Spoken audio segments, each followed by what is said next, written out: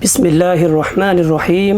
عن أبي هريرة رضي الله عنه قال أن رسول الله صلى الله عليه وسلم سئل أي العمل أفضل فقال إيمان بالله ورسوله. قيل ثم ماذا؟ قال الجهاد في سبيل الله. قيل ثم ماذا؟ قال حج مبرور. رواه البخاري. عن أبي هريرة رضي الله عنه قال قال رسول الله صلى الله عليه وسلم آية المنافق ثلاث إذا حدث كذب وإذا وعد أخلف وإذا اؤتمن خان. رواه البخاري.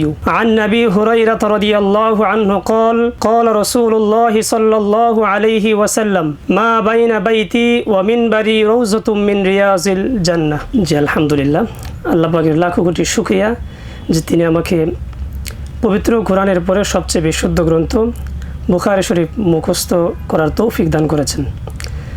তো আপনি যে প্রশ্নটি করেছেন, আমি ছোটোবেলা থেকেই আমার এক বড় ভাইয়ের উৎসাহে আমি হাদিস মুখস্থ করতাম। নাহাবিমির হেদায়ত নহু ওই ক্লাসে আমি অল্প অল্প করে হাদিস মুখস্থ করতাম এবং বড় বড় মুহাদ্দিসদের জীবনী পড়তাম। তখন থেকে আমার বড় একটি স্বপ্ন ছিল, আশা ছিল যে আমি একজন যুগশ্রেষ্ঠ মুহাদ্দিস হব এবং অনেক হাদিস মুখস্থ করব। তো আল্লাহ পাকের অশেষ শুকরিয়া, আমি যে বছর বসুন্ধরা মাদ্রাসায় দাওরায়ে হাদিস পড়ি, তো ওই সময় আমাদের যে বসুন্ধরা মাদ্রাসার উলুমুল হাদিস বিভাগের মুশরিফ আমার উস্তাজ মুহতারাম আব্দুল সালাম নোমানি হাফিজাহুল্লাহ, ওনার তত্ত্বাবধানে পরিচালিত একটি মাদ্রাসার খোঁজ আমি পাই। তখন হুজুরের পরামর্শক্রমে ওই মাদ্রাসার খোঁজ সন্ধান পাই এবং যোগাযোগ করে ওখানে যাওয়ার সিদ্ধান্ত নেই। আরেকটি বিশেষ কারণ ছিল আমার এই হিফজুল হাদিস পড়ার। যখন আমি লক্ষ্য করি যে আমাদের এই ইলমি প্ল্যাটফর্মে হাদিস নিয়ে আমরা যারা কাজ করি, আমাদের যে সমস্ত আলেম ওলামারা কাজ করেন, তাদের মধ্যে হাদিস মুখস্থের যে বিষয়টি, ইলমের এই বিষয়টি অনেক দিন ধরেই অবহেলিত ছিল এবং এখনও আছে। কিন্তু আমরা যদি একটু আগে লক্ষ্য করি তাহলে দেখতে পাই ইমাম বুখারী, মুসলিম এবং আহমদ ইবনে হাম্বল সহ অনেক বড় বড় ইমাম লক্ষ লক্ষ হাদিস মুখস্থ করেছেন। সেই বিষয়টি আমার অন্তরে একটু দাগ কাটে এবং তখন থেকে আমি প্রতিজ্ঞা করি আমিও সেই সোনালী কাফেলার একজন নগণ্য সদস্য হতে চাই। তখন থেকে আমার হাদিস মুখস্থের বিষয়টি অন্তরে খুব ভালোভাবে মুখস্থ করার বিষয়টি অন্তরে গেঁথে যায় এবং তখন থেকে আমি ভালোভাবে আগ্রহী হই। সেইখান থেকে হুজুরের মাধ্যমে আমি ওই মাদ্রাসার খোঁজ নিয়ে ওখানে যাই এবং ওখানে আল্লাহ পাকের অশেষ রহমতে আমাদের যে মুশরিফ ছিলেন মৌলানা রিয়াজ বিন আবু তাহের সাহেব, ওনার তত্ত্বাবধানে ওনার নেগরানিতে আমি আলহামদুলিল্লাহ 8 মাস 7 দিনে পূর্ণ বুখারী শরীফ মুখস্থ করার গৌরব অর্জন করি আলহামদুলিল্লাহ। এটি আসলে আমার মেধা, বুদ্ধি কিংবা আমার কোনো এখানে বিশেষ কোনো মুখ্য ভূমিকা নেই, আসলে সবই আল্লাহ পাকের কৃপা এবং দয়া ও অনুগ্রহ ছিল। আমি 8 মাস 7 দিনে আমার এই বুখারী শরীফ মুখস্থ সম্পূর্ণ হয়েছে আলহামদুলিল্লাহ। দাওরায়ে হাদিস শেষ করে, এই লম্বা জার্নি শেষ করে এই বয়সে এসে মুখস্থের বিষয়টা অনেকটা টাফ ছিল, কঠিন ছিল। তারপরও যেহেতু আমার প্রতিজ্ঞা এবং টার্গেট ছিল যে আমি হাদিসের বিষয়ে ভালো কিছু অর্জন করব, অনেক হাদিস মুখস্থ করব, সেই হিসাবে এই মুখস্থের কঠিন বিষয়টা, কষ্টের বিষয়টাও আমি সয়ে নিয়েছি এবং কিছুটা কষ্টসাধ্য হলেও নিজের কাছে তখন সহজই মনে হয়েছে। তো আমাদের যে রুটিন ছিল, আমরা ফজরের পরপরই আমরা সবক শোনাতাম এবং সবকের পর আমরা 9টা পর্যন্ত আমরা হিফজের যে সিস্টেম 7 সবক যেটাকে বলা হয় পিছনের পড়া, ওটা আমরা পড়তাম। এরপর আমরা নাস্তা খাবার খেয়ে আমরা একটু ঘুমাতাম। তো ঘুম থেকে উঠে আমাদের যে দৈনন্দিন রুটিন, ওই গোসল, এরপরে অন্যান্য কাজকর্ম সেরে আমরা আবার জোহরের নামাজ শেষে খাবার দাবার খেয়ে পিছনের যে পড়া, যেটাকে হিফজুল কোরআন যে পড়া হয় ওই সিস্টেম অনুযায়ী আমুক্তা বলা হয়, সেই আমুক্তা আমরা শোনাতাম।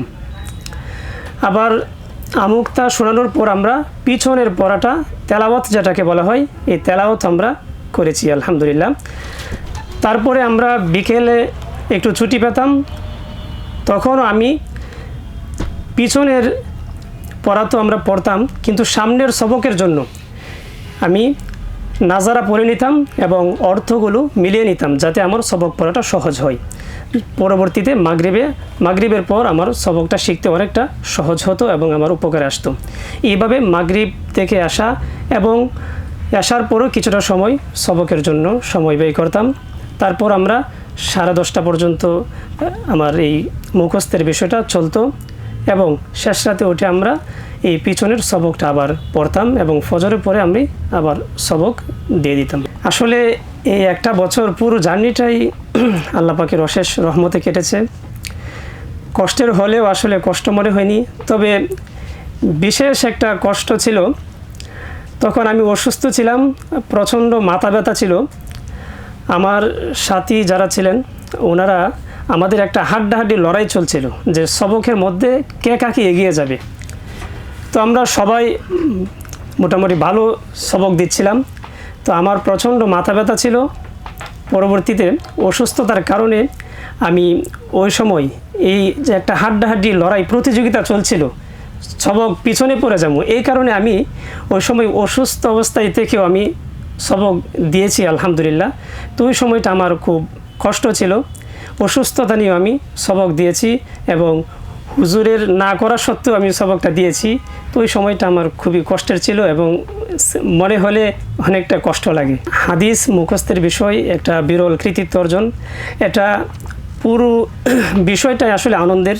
পুরো জার্নিটা কষ্ট হলেও একটা আনন্দ আমাদের কাজ করছিল ভিতরে ভিতরে। তো বিশেষ যে আনন্দের বিষয়টা, আমরা যখন পুরা বুখারী শরীফটা যখন আমরা দর্শান ক্লাসের মধ্যে হুজুরের কাছে শুনিয়ে একেবারে শুরু থেকে শেষ পর্যন্ত যখন আমরা শেষ করি, শেষের দিন যে একটা আনন্দ কাজ করেছে, ওইটার যে অনুভূতি, এটা আমি ভাষায় প্রকাশ করতে পারবো না এবং সেটা আমার কাছে সবচেয়ে বেশি বড় এবং সেরা আনন্দ মনে হয়। ওই সময়টাকে আমি খুব বেশি মিস করছি। আমার ছোটো থেকে স্বপ্ন ছিল আমি একজন বড় মুহাদ্দিস হব এবং আমাদের পূর্ববর্তী মুহাদ্দিসিনে কেরাম যারা অনেক হাদিস মুখস্থ করেছেন, ইলমে হাদিসে পাণ্ডিত্য অর্জন করেছেন, ওনাদের যে সিলসিলা পদাঙ্ক অনুসরণ করে হাদিসের যে একটা ইলমি খেদমত বাংলাদেশে আমি ওনাদেরকে অনুসরণ করে ফলো করে বাংলাদেশে ইনশাল্লাহ ইলমে হাদিসের খেদমতে নিজেকে নিয়োজিত রাখতে চাই এবং এখানে আমার জীবন ব্যয় করতে চাই এবং ইলমে হাদিসের খেদমতে একটি স্বর্ণালী অধ্যায় রচনা করে যেতে চাই, যদি আল্লাহ তৌফিক দেন।